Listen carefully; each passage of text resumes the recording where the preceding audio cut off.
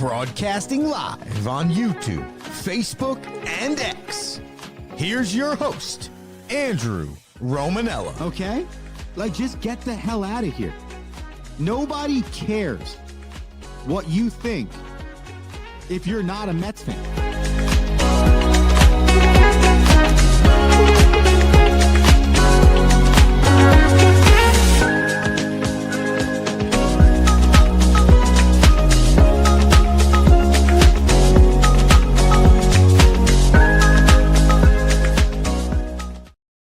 What's going on, everybody? Welcome in to a Friday edition of the Rome Show, broadcasting live on YouTube, Twitter, X, and Instagram. I'm your host, Andrew Romanella. I got you for the next 25 or 30 minutes, and we have a charcuterie board of topics for the people today. National Football League, new quarterback in the Minnesota Vikings room, another NBA record, two major NBA records getting knocked down this week. And you've heard it before, but let me remind you, it is madness in March, and we got to get in on the Miami of Ohio conversation. Then to finish, the WBC is back today, baby.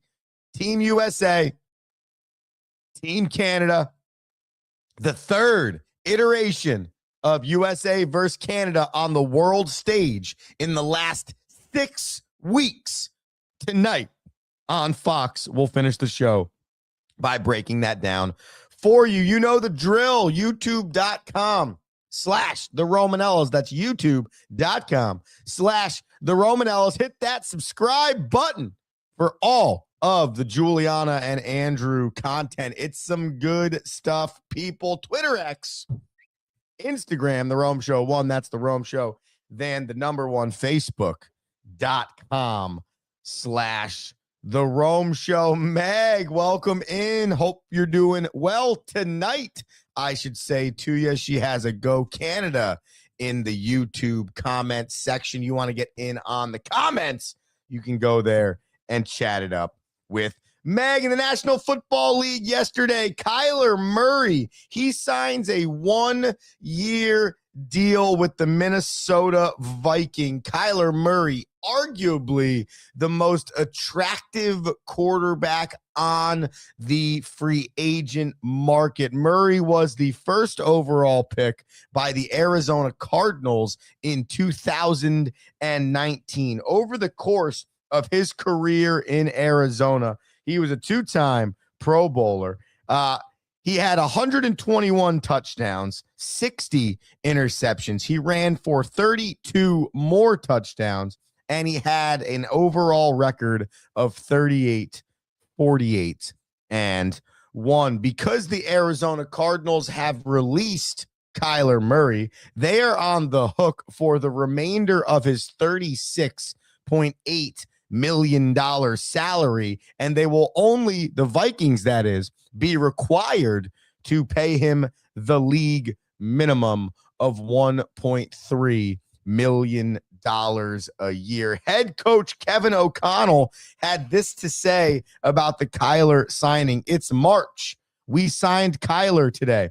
And what I can tell you is the goal of adding a talented player like Kyler to the room was to create a world where guys are pushing each other and guys are, by their own growth and development or their own ascension, are not only just doing that themselves, but they're creating a new standard and elevating that floor so that that will benefit not only those players individually, it'll benefit the collective group of guys in the room. O'Connell went on to say this about current starting quarterback J.J. McCarthy, the 10th overall pick in the 2024 NFL draft, who has definitely just not fully panned out for the Vikings. Some of it less about the quarterback play and a lot of it about the injuries and the durability of the young player long term. He knew we were going to be adding somebody to that room, O'Connell said, speaking about J.J. McCarthy. He knew that that didn't change anything about his mindset and focus on improving and attacking this offseason the right way. And I'm really proud of him for that and excited to get back on the grass and in the meeting room with him when that time comes. Some other commentary by O'Connell was the fact that they don't need to name a starting quarterback right now. So it's just going to be them fighting it out. And I think that this is the best possible decision for the Vikings. You got a wide receiver room that includes Justin Jefferson and Jordan Addison. You have a tight end in TJ Hawkinson that there is no reason why last year the Minnesota Vikings should not have been a perennial playoff contender, considering they were coming off a 14-win season with Sam Darnold at the helm of the club the year before. And so one might argue that the only thing that Minnesota has done poorly in the last 2 years is handle the quarterback room, because the talent on the defensive side of the ball has been good enough. There has been clear and obvious talent on the offensive side of the ball to be good enough. You had the quarterback play 2 years ago, though, unfortunately, it did not click in the postseason, which is half the reason why everybody felt that Sam Darnold wasn't going to be able to do what he did last year with Seattle. But nonetheless, it's about the Vikings quarterback situation, and it has been spotty since drafting J.J. McCarthy. But you get the surprise year out of Sam Darnold, so it doesn't look as bad. You send him off to Seattle on a 3-year deal. He goes and wins the Super Bowl, and J.J. McCarthy has another injury-plagued season, and the Vikings don't reach their true potential. In 2 seasons, since being drafted by the Vikings, J.J. McCarthy's 34 games to play in. He's only played in 10 of them. His record in those games is 6-4. He's got a 57.8% completion percentage. He's thrown for 11 touchdowns and 12 interceptions. I think Kyler Murray, hands down, bottom line, significant improvement in that quarterback room. And for Kyler, I think it's a smart decision to sign the 1-year deal. Go to a place with all the weapons. You saw what it did for Sam Darnold. I mean, heck, you saw what it even did for Daniel Jones. Daniel Jones last year, 2 years ago now, was released by the New York Football Giants, and around a week 11 or so was picked up by the Minnesota Vikings and was in that quarterback room with Sam Darnold. So clearly something in the water with signing a 1-year deal with the Minnesota Vikings could change the next contract you get and the trajectory of your career. So if I'm Kyler, great decision. Sign the 1-year deal. On top of that, the Vikings can't franchise tag you at the end of the year, so you have the chance to be a free agent. Dangerous NFC North coming the National Football League's way when the 2026 season gets started. Because just think about what you have in the Chicago Bears and think about what you have in the Green Bay Packers. And then what you believe you should have in the Minnesota Vikings. And that's just even bringing up the fact that 2 years ago, the Detroit Lions had 15 wins. We could be talking about the NFC North being the best division in the National Football League when it comes to next season. It might be. And you might have, top to bottom, though this is going to sound wild out loud, as a collective, the best quarterbacks as well. And I'm not a fan of Caleb Williams, not a huge fan of Jordan Love. Okay. On Kyler Murray and Jared Goff. But when you look at that conference top to bottom, you're looking at 4 teams that should have solid enough defenses to compete. 4 teams that have, I think, legitimate enough quarterbacks if Kyler's the number 1 and stays healthy for Minnesota. This could be the most entertaining conference during the 2026 season. YouTube.com/the Romanellas. If you want to get in on the action, be sure to hit that subscribe button and get all the content. Twitter X, Instagram, The Rome Show 1. Meg writes in that Kyler Murray is not the most attractive quarterback on the market. Meg, I would ask to respond with, who is then? If you're a team that needs a quarterback, the Jets just traded for Geno Smith. I don't think he's more attractive than Kyler Murray. Kirk Cousins is on the market. I don't think he's more attractive. Malik Willis signed with the Miami Dolphins, so a guy that might have been more attractive than Kyler Murray is no longer on the market. Tua Tagovailoa, I can promise you, is not a better quarterback than Kyler Murray. So Meg, or anyone out there who's challenging that Kyler might not be who was a better quarterback? Malik Willis already signed.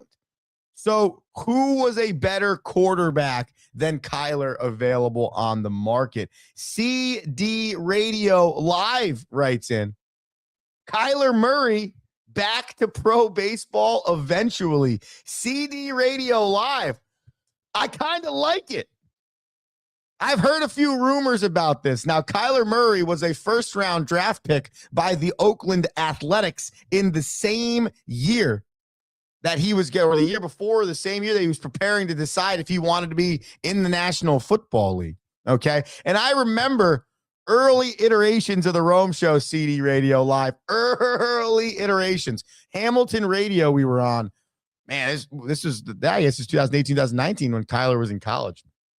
And we had an unbelievable amount of discussion on whether or not Kyler should play baseball or he should play football. And my brother was adamant that it was a stupid decision to play football.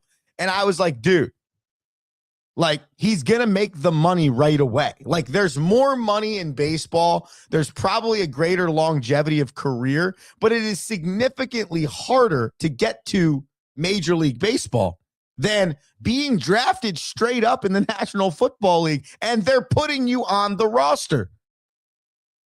Kyler Murray would have made, I don't know, 8, 9, 10, whatever the millions was as a first overall draft pick for the A's, but he would have gone and reported to rookie ball or low A and would have lived the minor league life for probably a minimum of 1.5 to 2 years, depending how great he was, or a maximum of forever. Whereas in the National Football League, he got the payday. He was the starting quarterback. He was on the roster. All things that you can guarantee. And then look, 6 years later, it didn't necessarily pan out, but yet he's probably already made over $80 million in his career. So to answer the question, CD Radio, if I'm Kyler, I'm going back to baseball.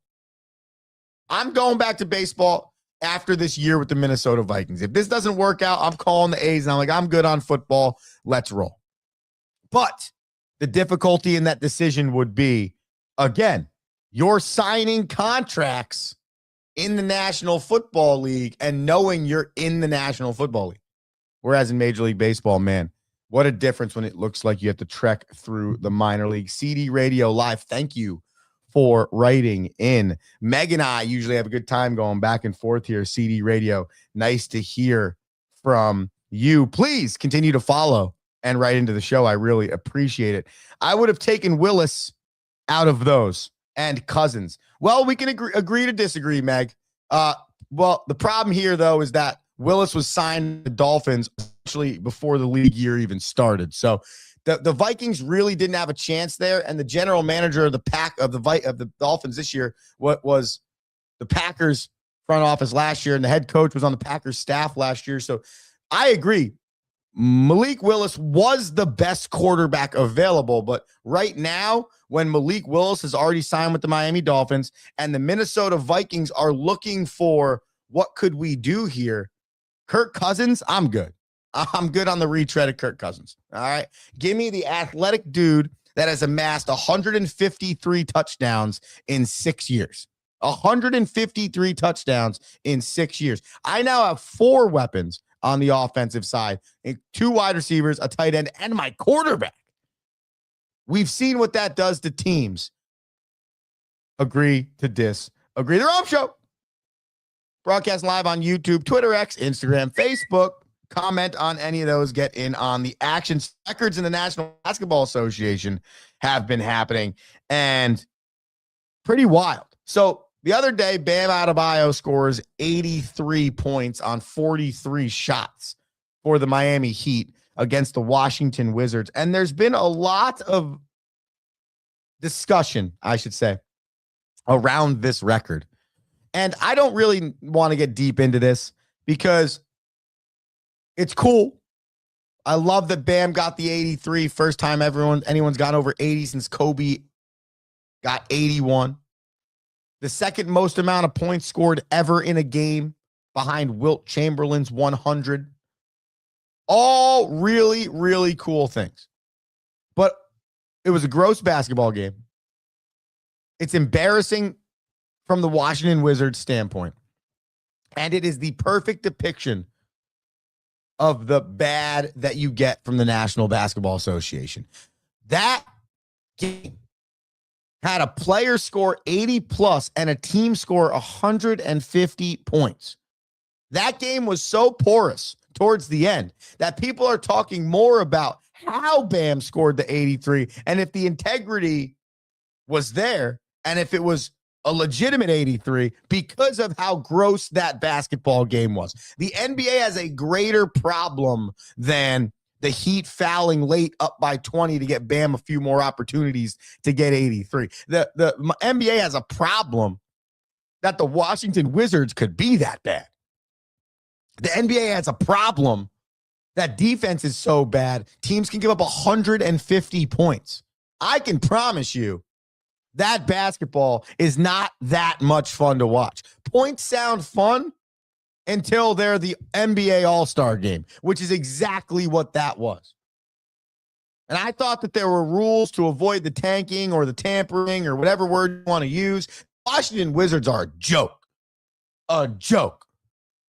They haven't won more than 50 games in like 60 years. Like, what are we doing here? I don't know.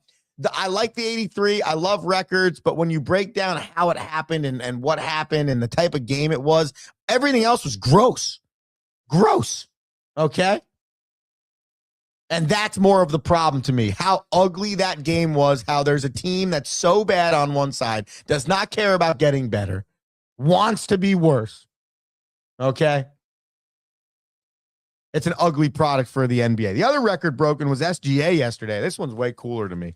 Shai Gilgeous-Alexander, for those at home that don't understand the abbreviation of SGA. SGA has scored 20 points or more in 127 straight games. 20 points or more in 127 straight games, breaking Wilt Chamberlain record held since 1963. Over 5 or 6 decades worth of holding that record for Wilt Chamberlain, broken yesterday by Shai Gilgeous-Alexander. He started his streak on November 1st of 2024, and during his 127 game streak of scoring 20 or more points in every single game, Shai Gilgeous-Alexander has averaged 32.5 points per game during that time. Wilt Chamberlain's streak lasted from 1961 in October to 1963 in January, which is now the second longest streak at 126 games. This is how good Wilt Chamberlain was. Wilt Chamberlain also now has the third longest streak of 20 or more points in a game, started immediately after his 126 streak came to an end, 92 games in a row from February of 1963 until March of 1964. So the top 3 on this list goes as such. SGA 127 in a row, Wilt Chamberlain 126 in a row, Wilt Chamberlain 92 in a row, and then the next closest person was won by Kevin Durant earlier in his OKC career at 79 straight games in a row. You don't got a chance. If you haven't seen, you haven't spent the time to, whatever terminology you want to use, to watch Shai Gilgeous-Alexander play basketball, you need to. Because the dude is elite. And he's doing now what we all expected Kevin Durant to do 15 years ago when the Seattle Supersonics, shout out Australia Meg, when the Seattle Supersonics drafted KD, then they moved the team to Oklahoma City. What you're watching right now with Shai Gilgeous-Alexander is exactly what we all expected to see in OKC when KD was there. Now, KD didn't have the goyons to watch it happen. He aborted mission to Golden State to win a championship. Shai Gilgeous-Alexander, two-time MVP, NBA champion, and now holding records that literally, arguably, the greatest player of all time is holding. Congrats to SGA. Congrats to Bam. And hopefully, we can continue to get some more good NBA basketball down the line to finish. Bam had this to say: I've got 70 with 9 minutes left in the game. You think I'm going to go for it? Who would be like, yo, coach, take me out? Yeah, right. You can't be mad at that. If you're mad, I don't care, because a lot of people, if they did play, they never had a chance to get that close to chasing greatness. And if you get that close to chasing greatness, that's the point of chasing it. You can surpass it. I agree there. No problems with what the Heat did. A lot of problems with how bad the Wizards are and what that means for the NBA. Hey, we take a quick commercial break. When we come back, we talk March Madness, more specifically, Ohio of Miami, Miami of Ohio basketball, and we get you ready for Team USA versus Canada World Baseball Classic quarterfinals. You're listening to The Rome Show, broadcasting live on YouTube, Twitch, Instagram, and Facebook. Back after this.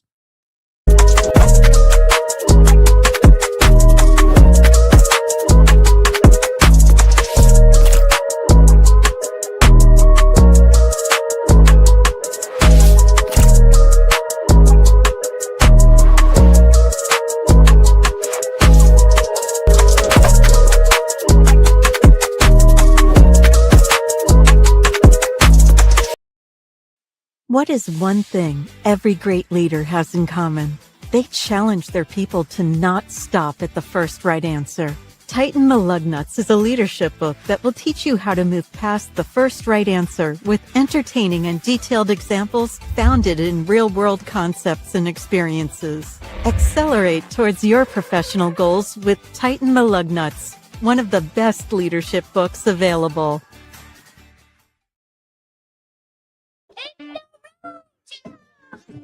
Yeah, The Rome Show, broadcasting live on YouTube, Twitter X, Instagram, Facebook. The Rome Show wants to remind you to head to figtreegolf.com. Figtree Golf, your one-stop shop to get you looking great for golf season starting right now.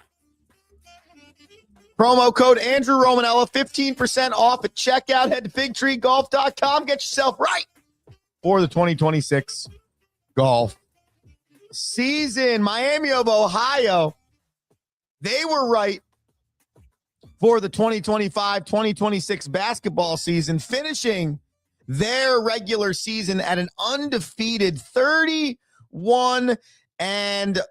Shout out to the Miami of Ohio. I don't know, maybe they're the Hawks or something. Who the hell cares? They went 31-0, which is electric stuff. Now, for those of you sitting at home, novicely thinking about, 31-0, they must be one of the best teams in the country. Well, unfortunately, that's actually not the case. Well, it could be the case, but we don't truly know. And that is the problem here. Okay? And it's not necessarily Miami of Ohio's fault. It's not necessarily the NCAA's fault. And it's not necessarily any team that wants to come out and trash Miami of Ohio saying, well, our schedule was harder when we played more quad ones and quad twos, and we played and we beat this, whatever the hell you want to say. Okay? The bottom line is you can't just look at a team's record when getting ready for March and the NCAA tournament, you can't look at their record and say, oh, this must be one of the better teams in the country, because the strength of schedule does play a major factor in whether or not you are trying to determine if a team's good or not. For example, when you look at the Miami of Ohio Redhawks schedule, there are 3 teams I'm going to list on here that I don't believe are Division I teams. That would be Trinity Christian in Illinois, Indiana University East, and there was another one on here, Millingen. Sure, whatever. So we played those 3 teams, okay? So that automatically takes 31-28 because you're not even playing NCAA Division I teams.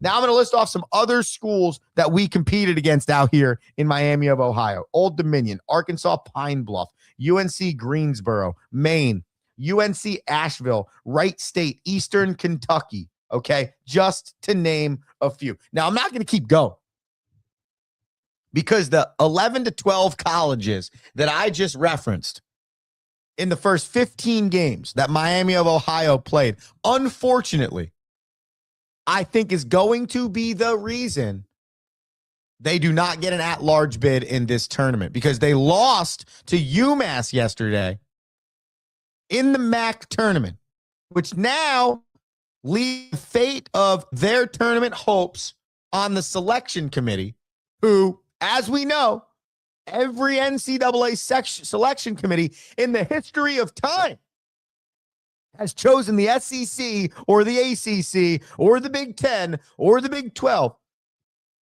over anyone else, outside of maybe this year when Notre Dame football didn't get into the college football playoff and JMU did. More times than not, you're getting the blue blood in over the mid-major with not a hard enough strength of schedule. And at first, I was planning on coming on here and ranting and raving about, well, you just got to play your schedule and you can't hold. No, you kind of can hold it against them. I've kind of changed my tune. I mean, my baseball team's in the midst of a 1-7 right now, but our schedule's good. And so it's like, I don't believe we're ever going to make an NCAA tournament as an at-large bid. I don't know if it'll be easy enough based on where we're coming from. So we got to win our conference tournament. But for me, the two things should go together. I should play a hard non-conference schedule that just makes my team better in general. Because if I could go 31-0 and still not make the NCAA tournament as an at-large bid, why does it matter that I'm 20-11? Why would it matter if I'm 18-13? Because if it does not matter necessarily that I'm just winning the games, it matters who I'm playing and how that game matriculates. Well, then why the hell would I play it? What's the point of having more wins if the goal is to get to the NCAA tournament through either portal? If the portal you want to take is the at-large bid, your strength of schedule's got to equate to that. If the portal you want to take is conference tournament champion, well, then you got to go build your team to go that direction. And I think both can be true. Miami can have a great season that's historic and awesome, and they might not be good enough to make the NCAA tournament. And on the flip side, Miami of Ohio might not have played the hardest teams in the country, but there still is a conversation to be had about how maybe they deserve it more than the team I've been hearing a lot against them is a 15-14 Auburn, though they have 7 wins against quote-unquote quad one schools. At the end of the day, as a coach making your schedule, there is a line there. You're making a schedule on some lights and you're like, man, these teams could crush us. This could be bad, but it could be good in the long run. Because I would assume you ask every Miami of Ohio basketball player right now, would you have pinpointed 5 losses in your year to then go win the conference championship and guarantee you're in the tournament? Yes, 100 out of 100 times. They say yes. And no players getting on the floor to lose games. I'm not saying that. Okay? But at some point in time, if it doesn't matter whether you win or lose because your schedule is not hard enough to get you in regardless, go all in on the conference tournament and understand that that's your only path, or change your schedule so that you can grab 2 or 3 legitimate teams. Now, I've heard some claims. They say no one wanted to play them. I'm not going to get into that. I do, though, understand why people are harping on the schedule that they play. The schedule tonight for the WBC is 2 games today and 2 games tomorrow.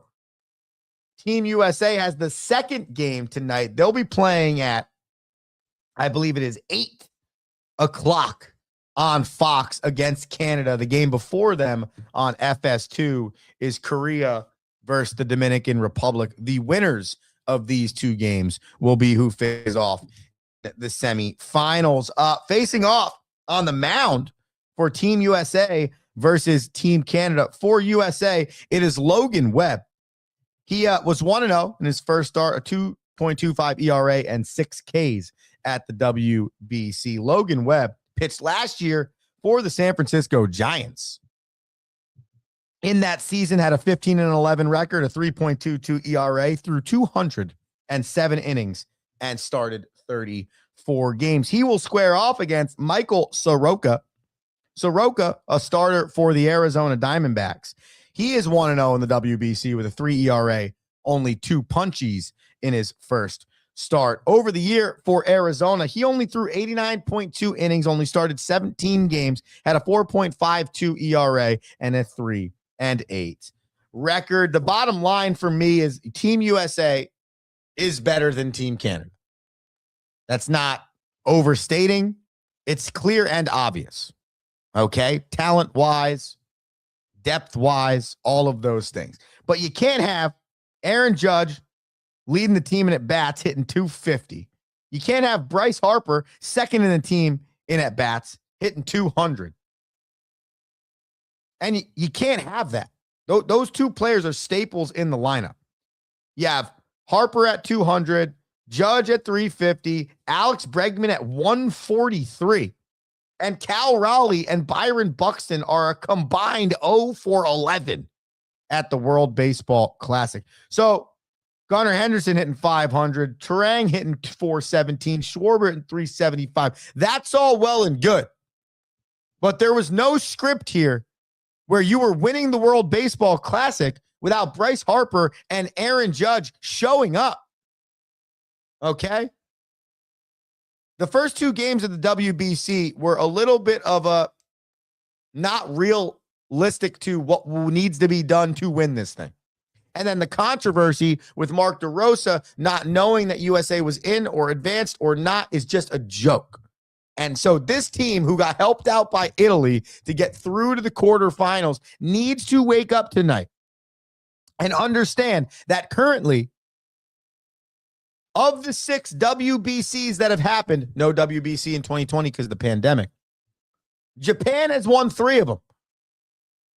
The Dominican has won 1 of them, and we have won the other. This is the 6th one, and we got to find a way to not let Japan win a 4th, because then that is stamp. We are the best team at baseball in the world over the last 20 years. Do you want that?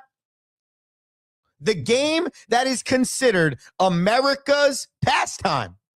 America's pastime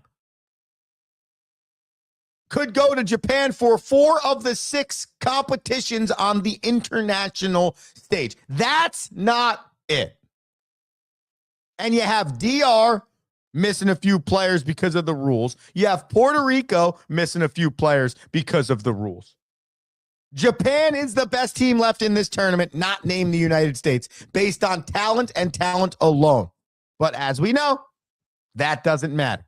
And so the super team of Major League Baseball stars that has been put together can do nothing short of make the final. Okay? Nothing short of it. If this team loses in the quarters or the semis, I think it is a drastic underachievement for Team USA baseball. And the final point I'll say on that is if it does go south and we don't find a way to at least make the final, I think Mark DeRosa has to be out as the manager. And we have to go get a manager that has a track record of winning. Whether that's in Major League Baseball and college baseball, as we saw with baseball, they use Mike Krzyzewski, whatever. But it's unacceptable for the talent on that Team USA roster to not at least make it to the final. Meg writes in, let's go Canada. Huge, huge. Canada supporter. I will never forgive the NBA for stealing my team. Big Seattle fan is Meg. Ladies and gentlemen, that is the Rome Show. That's the end of the week for the people. I hope you had a great week. I had a fantastic week. It is to be determined if the Rome Show will be live while we are in Myrtle Beach next week. We leave for Maryland today. We'll be in Myrtle Beach on Sunday. I am bringing my travel equipment, but I have not decided if I'll be on the show. But we are going to make sure something is broadcasting if I'm not live. So you better be tuning in at 7:05, 7:10 for the Rome Show on Monday. Make sure you have an electric weekend. I want to thank Meg, as always, for her support. I want to thank PD Radio Live, both of you for writing in and commenting on the show. That is gigantic. Until Monday, everybody have an electric weekend. I'm Andrew Romanella. Peace. Thank you for listening.